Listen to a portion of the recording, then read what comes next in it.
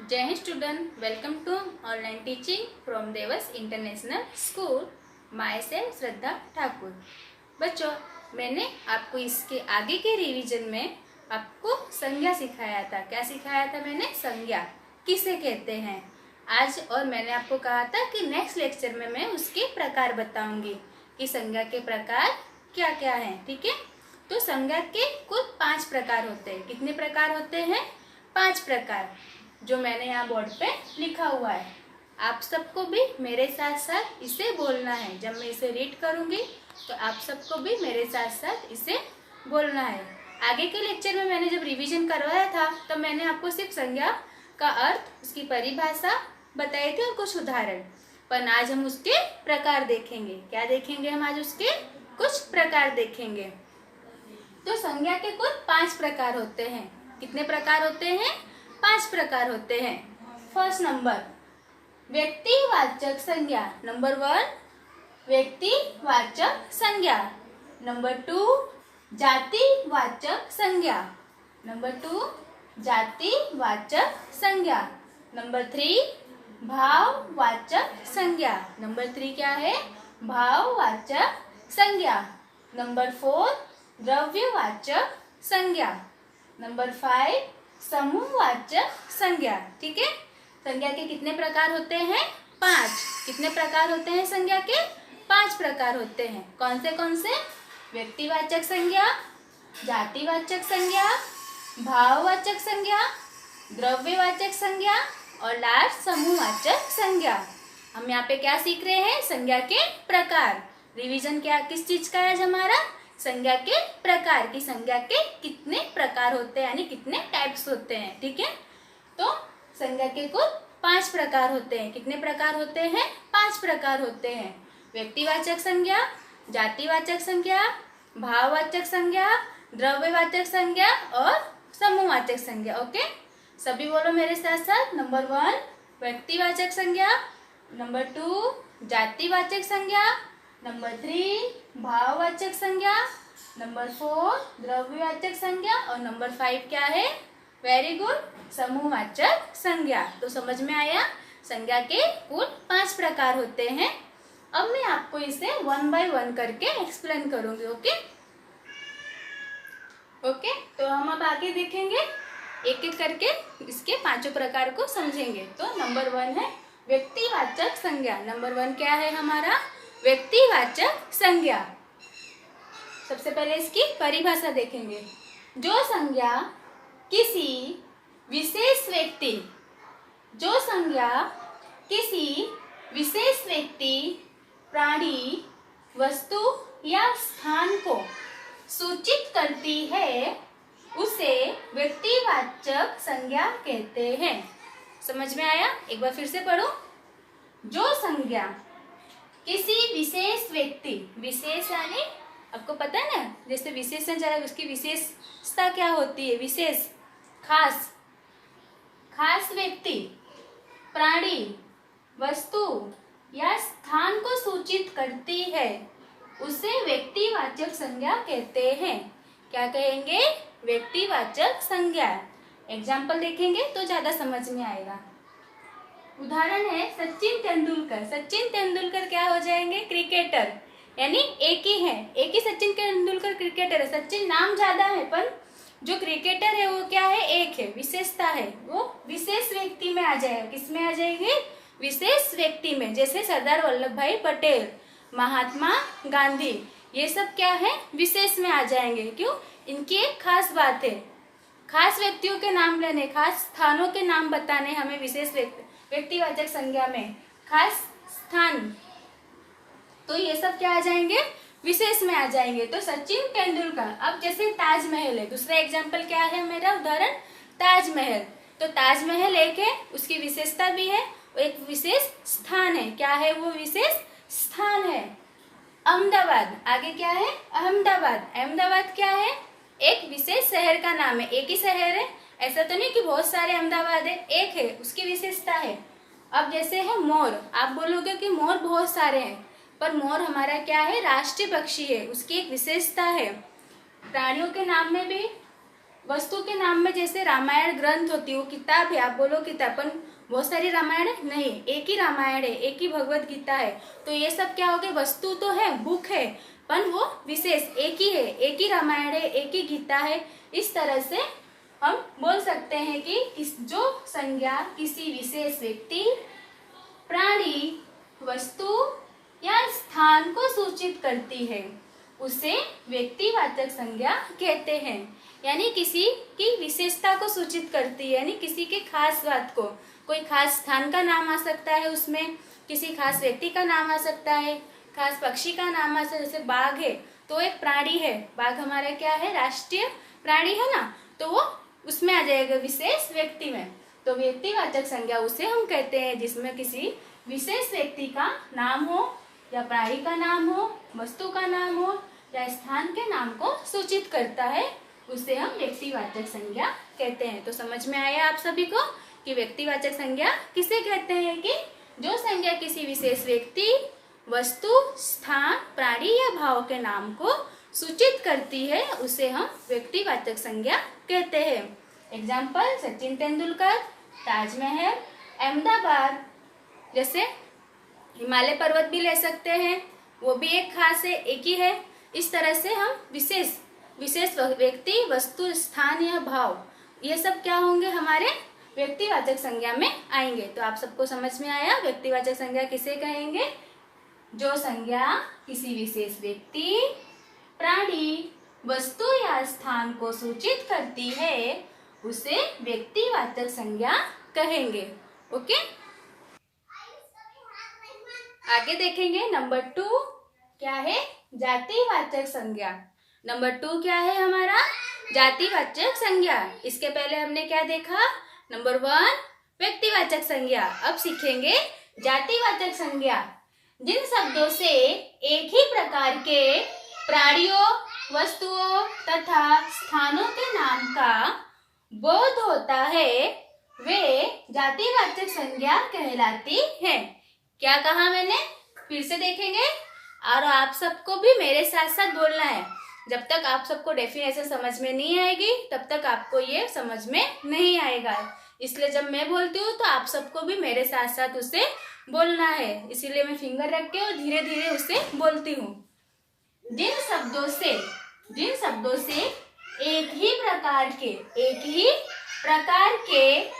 प्राणियों, वस्तुओं तथा स्थानों के नाम का बोध होता है, वे जातिवाचक संज्ञा कहलाती है। समझ में आया? जैसे उदाहरण देखेंगे, गाय।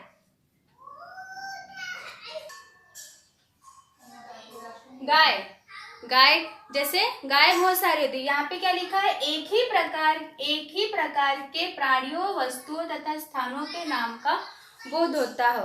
जातिवाचक यानी किसी एक जाति का वर्णन करना है हमको। फिर जैसे कि है गाय, तो गाय व्हाइट कलर की भी होती है, छोटी गाय होती है, बड़ी गाय भी होती है, पर हम उसे सिर्फ क्या बोलते हैं, गाय। गाय के अलग अलग कलर होते हैं, पर फिर भी हम उसे क्या बोलेंगे, गाय। दूसरा एग्जाम्पल लिखा है मैंने, घर बड़ा घर होता है, छोटा घर होता है, फिर भी हम उसे क्या बोलेंगे, घर बोलते हैं। जैसे कि मेरा घर अगर दो फ्लैट है, फिर भी मैं क्या बोलूंगी कि ये मेरे घर है। ऐसा तो नहीं बोलूंगी ये दोनों मेरे घर है, वो हम नहीं बोलेंगे, पर हम क्या बोलेंगे कि ये मेरा घर है। जैसे मेरा घर 2 मंजिल का या 3 मंजिल का है, फिर भी मैं उसे क्या बोलूंगी, घर, कि ये घर मेरा है। तो घर बड़े भी होते हैं, छोटे भी होते हैं, पर हम उसे सिर्फ क्या बोलेंगे, घर बोलते हैं। तो यानी उसकी एक जाति का वर्णन करते हैं हम। जैसे है कार, 3rd नंबर में मैंने क्या लिखा है, कार अलग अलग होती है, ब्लैक कलर की होती है, व्हाइट कलर की होती है, अलग अलग कंपनी की होती है, पर फिर भी हम उसे क्या बोलते हैं, कार बोलते हैं।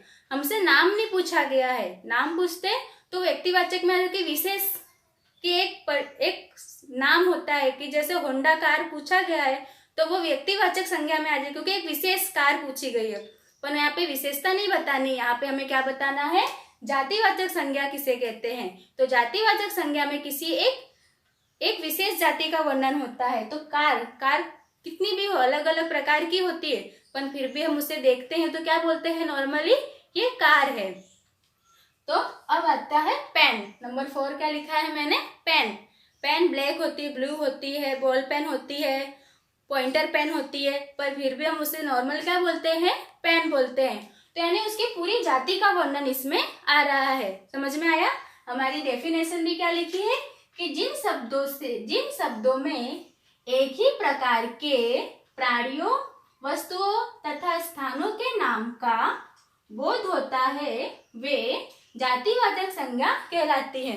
प्राणी जैसे शेर, कुत्ता, बिल्ली ये सब हैं, पर बहुत सारे होते हैं। कोई एक ही कुत्ता तो पूरे शहर में है नहीं कि पूरे इंडिया में, बहुत सारे हैं, पर फिर भी हम उसे कुत्ता बोलते हैं। पालतू प्राणी होते हैं, जंगली प्राणी होते हैं, पर हम फिर भी उसे क्या बोलेंगे? प्राणी ही बोलेंगे। फिर वो चाहे पालतू प्राणी हो या जंगली प्राणी हो। बिल्ली भी अलग अलग होती है, काली होती है, गोरी होती है, अलग अलग कलर की होती है, पर फिर भी हम उसे बिल्ली बोलते हैं। ठीक है, उसी तरह समझ में आया आपको कि गाय, घर, कार, पेन, कुत्ता, बिल्ली ये सब क्या आ जाएंगे? एक पूरी जाति का वर्णन होता है, तो उसे हम जातिवाचक संज्ञा कहेंगे। कि जिस शब्द में पूरी जाति का वर्णन होता हो उसे हम जातिवाचक संज्ञा कहते हैं। नॉर्मली डेफिनेशन होगी तो क्या होगा कि जिस शब्द में पूरी जाति का वर्णन होता है उसे हम जातिवाचक संज्ञा कहते हैं। कि जिसमें डेफिनेशन देखो, जिन शब्दों से एक ही प्रकार के प्राणियों, वस्तुओं तथा स्थानों के नाम का बोध होता है वे जातिवाचक संज्ञा कहलाती है। जैसे गाय, घर, कार, पेन, यहाँ पे मैं जैसे कुत्ता, बिल्ली, इस तरह से अगर मैं लिखती हूँ, पर फिर भी उनकी एक ही जाति का वर्णन होता है। ओके, अब आगे देखेंगे नंबर 3।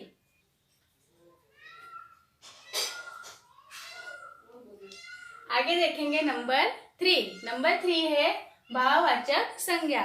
नंबर 1 क्या था? व्यक्तिवाचक संज्ञा।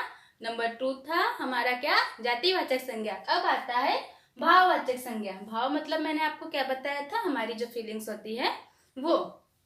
जिन शब्दों से डेफिनेशन देखेंगे और आप सबको मेरे साथ साथ बोलना है। बोल रहे हो ना आप सब मेरे साथ साथ?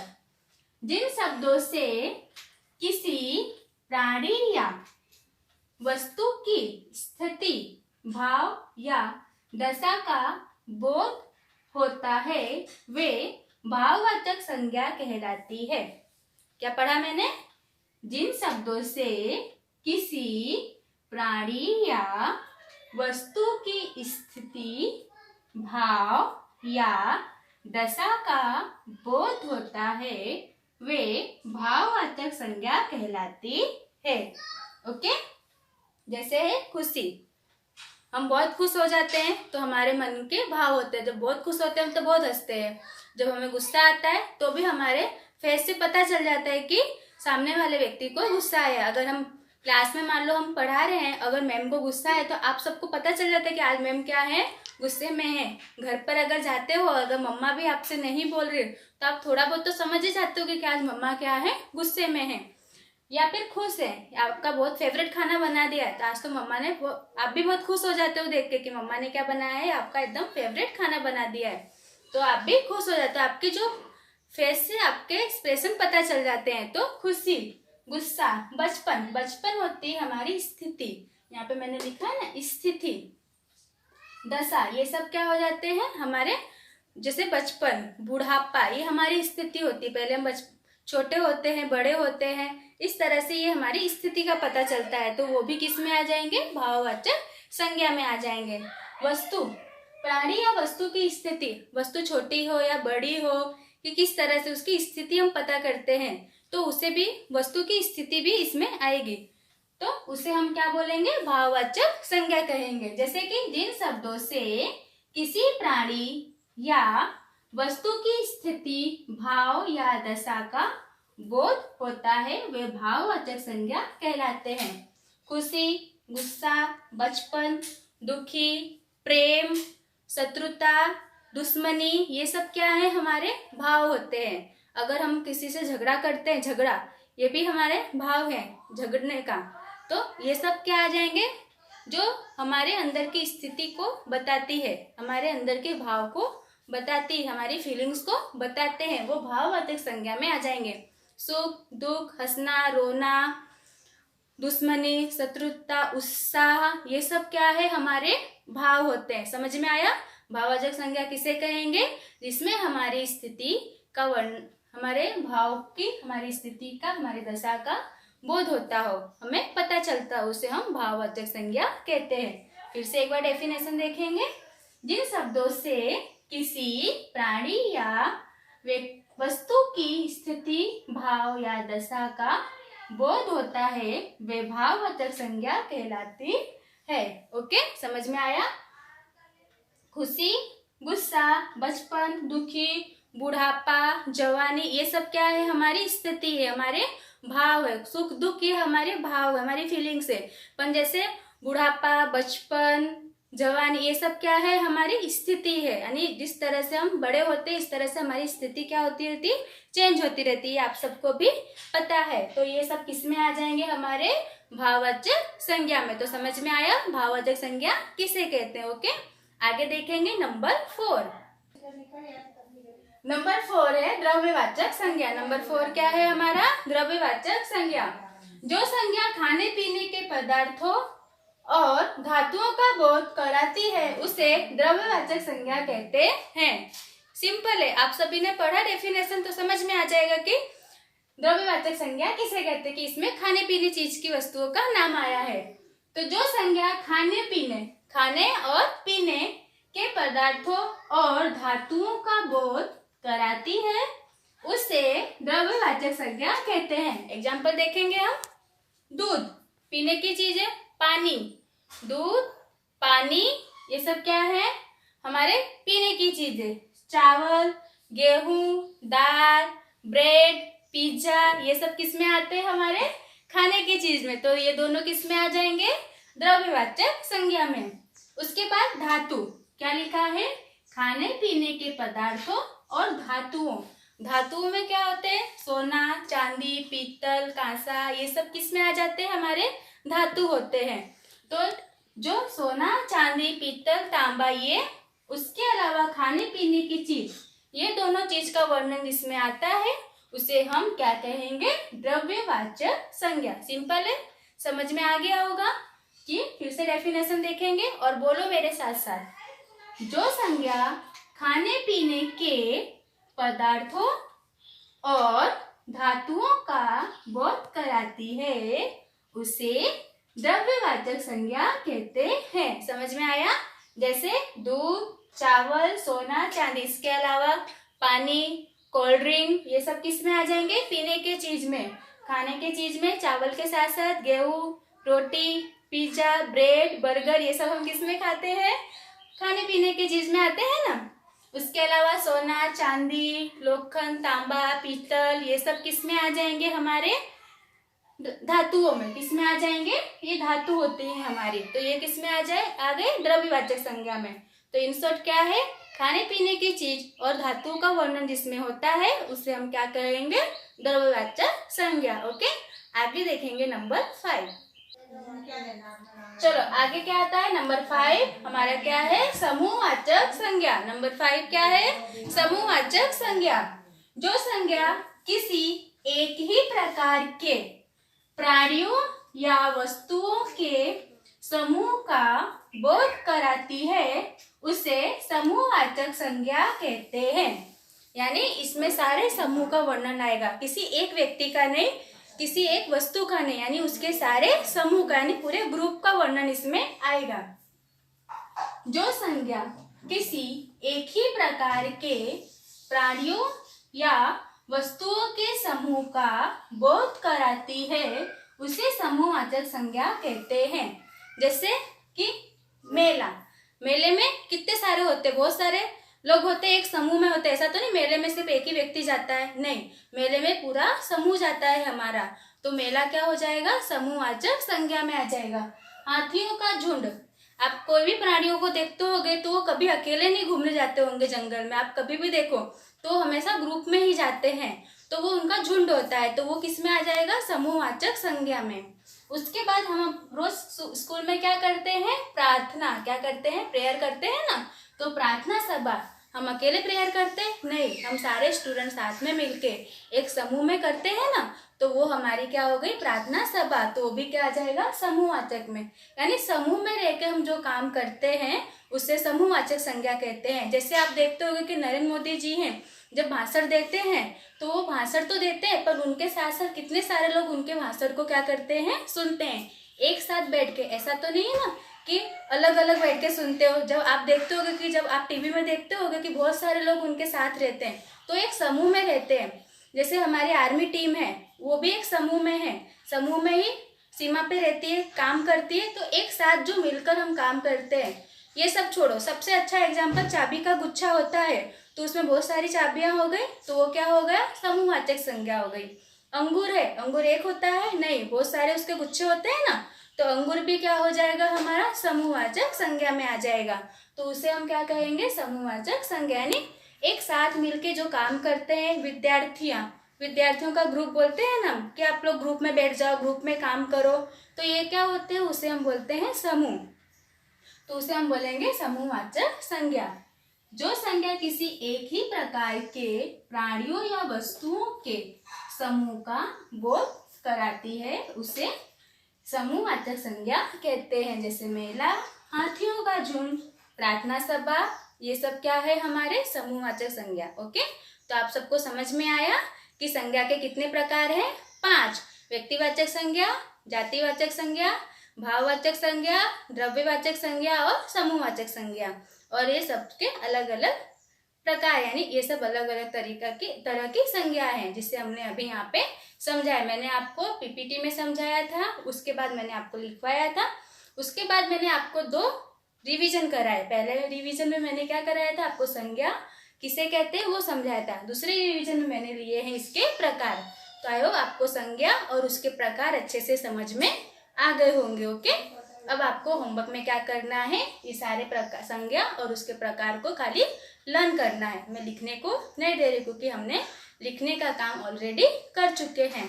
तो संज्ञा और उसके प्रकार आपको क्या करना है, लर्न करने हैं।